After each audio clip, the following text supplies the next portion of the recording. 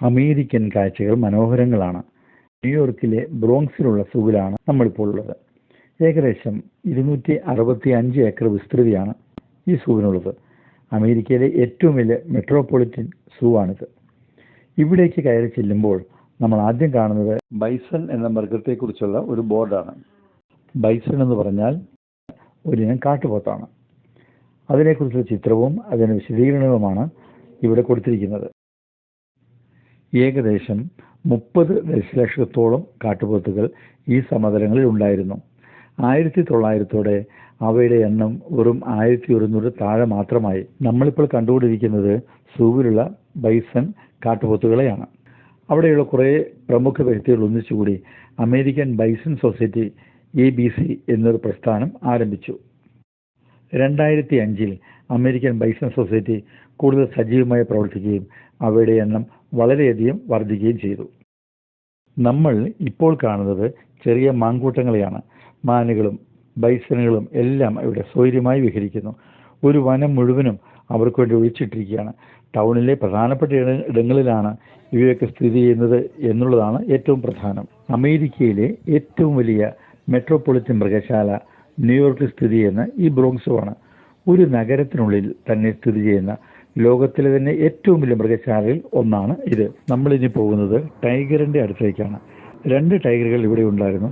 എന്നാൽ അതിൽ ഒന്നിനെ മാത്രമാണ് നമുക്കിപ്പോൾ കാണാൻ സാധിക്കുന്നത്. വളരെ സൂക്ഷിച്ചു നോക്കിയാൽ നമുക്കവനെ കാണാം. ക്യാമറയ്ക്ക് പിടികൊടുക്കാതെ മാറി പോകുന്നില്ല. അവനോട് ശാന്തമായി കിടപ്പുണ്ട്. ക്യാമറ തപ്പിക്കൊണ്ടിരിക്കുകയാണ്. നമുക്ക് അകലെ നിന്ന് കാണുമ്പോൾ പോലും അവയെ പേടിയാണ്. അത്ര ഗാംഭീര്യമാണ്. അവരുടെ കിടപ്പ് കണ്ടില്ലേ?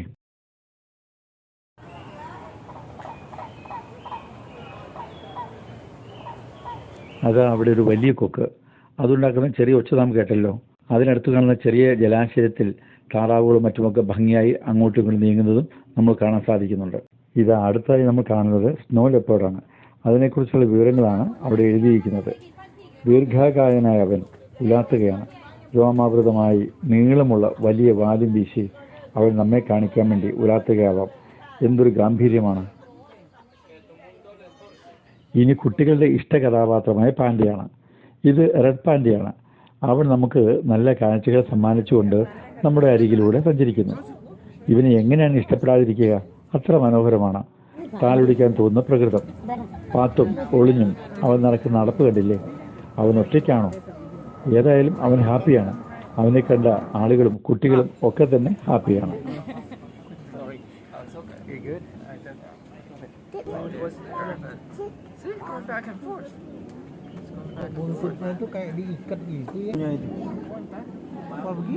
വൈൽഡ് ഏഷ്യ മോണോ റെയിലിൽ കൂടിയാണ് നമ്മളിപ്പോൾ സഞ്ചരിക്കാൻ പോകുന്നത്. ഇവിടെ ഏഷ്യൻ മൃഗങ്ങളെ കാണുന്നത് പോലെ ആഫ്രിക്കൻ വൻകരയിലെ മൃഗങ്ങളെയും ആഫ്രിക്കൻ വനമേഖലയിലെ പ്രകൃതി കാഴ്ചകളെയും മഡഗാസ്കർ ദ്വീപ്, വടക്കേ അമേരിക്ക, തെക്കേ അമേരിക്ക തുടങ്ങിയ ലോകത്തിലെ ഒട്ടുമിക്ക സ്ഥലങ്ങളിലെയും മൃഗങ്ങളെയും പക്ഷികളെയും പ്രകൃതിയെയും കാണാനും അറിയാനും ഈ സൂവിൽ സൗകര്യമുണ്ട്. നമ്മുടെ ഇപ്പോഴത്തെ യാത്ര ഏഷ്യൻ മൃഗങ്ങളുടെ ഭാഗത്തേക്കാണ്.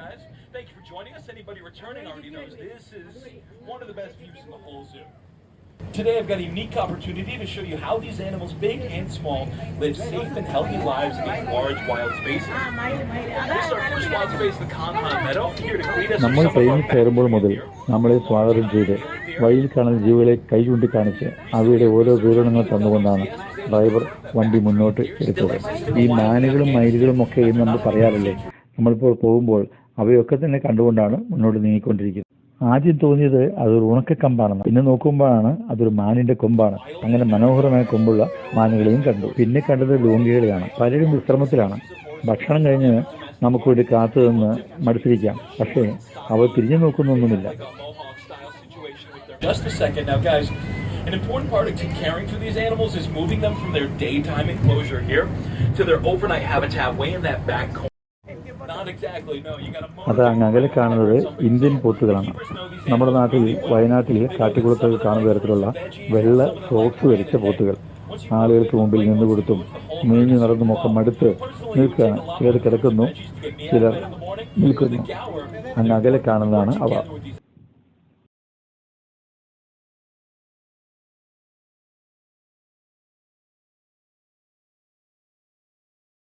Experienced female. So the Gower actually do have girl power. If anyone's familiar with the particular bovine branded energy drink, the can's design actually features Gower on it. Fun fact. അപ്പോഴാണ് ശാന്തമായി നടന്നു നിൽക്കുന്ന ഒരു ടൈഗറിനെ കാണുന്നത്. Driver അതേക്കുറിച്ച് വിശദമായി സംസാരിക്കുന്നുണ്ട്. ആരെയും പേടിയില്ലാതെ, ഒന്നിനോടും കൂസലില്ലാതെ അവനങ്ങ് സഞ്ചരിക്കുകയാണ്.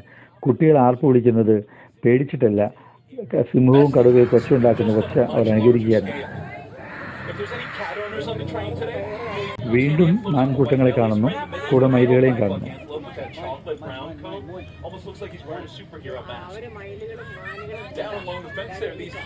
ഇതാ നാം കാത്തിരുന്ന ആന.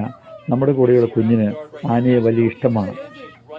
അവന് വേണ്ടിയാണ് ആനകളെ കാണാൻ തീരുമാനിച്ചത്.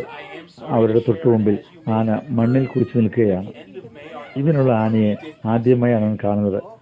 നമുക്ക് നമ്മുടെ നാട്ടിൽ നിരവധി ആനകളെ കാണാൻ പറ്റുമെങ്കിലും നമ്മുടെ ഇതുപോലെ അവിടെ ആനകളില്ല. അവിടെ പൂരവും ആന എഴുന്നേൽപ്പും ഒന്നുമില്ലല്ലോ. ആളുകൾ എഴുന്നേറ്റ് നിന്ന് ബഹളമുണ്ടാക്കാതിരുന്നതിന് ഡ്രൈവർ പ്രത്യേകം നന്ദിയും പറഞ്ഞു. These small deer right here are the hog deer. They're called hog deer because they're short and stocky like a hog. They prefer to run low to the ground, duck under things as opposed to jumping high through the air. പിന്നെയും പലവിധ മാനുകളെയും കഴുതകളെയും ഒക്കെ കാണുന്നുണ്ട്. തീരെ ചെറിയ കുഞ്ഞുങ്ങളെയും കാണുന്നുണ്ട്. അവയെക്കുറിച്ചൊക്കെ driver പ്രത്യേകം പറയുന്നുണ്ട്. She'll camouflage the baby out here somewhere and stay with the herd. It's the way they protect them in the wild, especially newborns. They'll hide the baby in, grasses, leaves, and eventually the keepers find them. The Chinese tough deer. മാനുകളെ കുറിച്ചാണ് ഇപ്പോൾ പറയുന്നത്. Chinese പശ്ചാത്തലമുള്ള വളരെ അപൂർവവും കൗതുകമുണർത്തുന്നതുമായ ചില മാനുകളെയാണ് ഇവിടെ സംരക്ഷിക്കുന്നത്. ഇതിന്റെ പേര് peri ഡേവിഡ്സ്മാൻ. Colour brown കളറാണ്, ഒരു തവിട്ട് നിറം. പ്രകൃതിയിൽ നിന്ന് പൂർണ്ണമായി വംശനാശം സംഭവിച്ചു പോയ, എന്നാൽ മൃഗശാലയുടെ ശ്രമം കൊണ്ട് മാത്രം ഇന്ന് ഭൂമിയിൽ അവശേഷിക്കുന്ന അത്യപൂർവ ഇനം മാനാണ് ഇത്. ഡ്രൈവർ ഇങ്ങനെ വണ്ടിയുടെ മുമ്പിൽ നിന്ന് പറഞ്ഞുകൊണ്ടേയിരിക്കുന്നു. ആളുകൾ ഓരോ കാഴ്ചകൾ കണ്ടുകൊണ്ടേയിരിക്കുന്നു. നാം ആകട്ടെ പുതിയുടെ മുകളിലൂടെ പോയിക്കൊണ്ടേയിരിക്കുന്നു.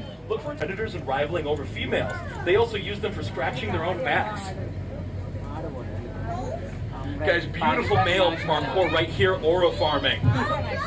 I mean, what else can you call it? Look at these guys. You can see why they're my favorite.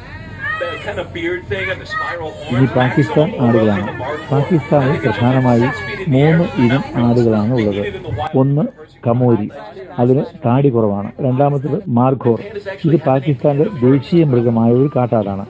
ഇവയുടെ ആണാടുകൾക്ക് കഴുത്ത് വരെ നീളുന്ന വളരെ ആകർഷകമായ വലിയ താടിയുണ്ടാവും. വൈൽഡ് ഏഷ്യ മോണോറെയിലിന് വരുന്ന ആളുകൾക്ക് അതിനുശേഷം വിശ്രമിക്കാനും എന്തെങ്കിലും സാധനങ്ങൾ കഴിക്കാനും അതുപോലെ തന്നെ മൃഗങ്ങളുടെയും മറ്റും രൂപങ്ങളുള്ള വസ്തുക്കൾ വാങ്ങാനൊക്കെ ആയിട്ടുള്ള ചെറിയ കടകളുണ്ട്. അപ്പോഴാണ് മനോഹരമായ കാഴ്ച. നമ്മൾ മയിലുകളെ കണ്ടിട്ടുണ്ട്, എന്നാൽ ഇത്ര വലിയൊരു ആൺമയിൽ സമൃദ്ധമായ പീലികളുടെ നമ്മുടെ സമീപത്തുകൂടി ഇങ്ങനെ നടക്കുന്നത് ആദ്യം കാണുകയാണ്. ഞങ്ങൾ പേടിച്ചു. കുഞ്ഞിൻ്റെ അടുത്തുകൂടിയാണ് അവൻ വരുന്നത്, അവൻ ആക്രമിക്കുമോ എന്നുപോലും ഭയന്നു. എന്നാൽ ഒരു ശല്യവും ഉണ്ടാക്കാതെ അവൻ നടന്നു നീങ്ങി. അവൻ പീലി വിടർത്തി ആടിയിരുന്നെങ്കിൽ എന്ന് ഞങ്ങൾ കൊതിച്ചു. പക്ഷേ അതവന് തോന്നിയത് മാത്രമല്ലേ ചെയ്യുകയുള്ളൂ.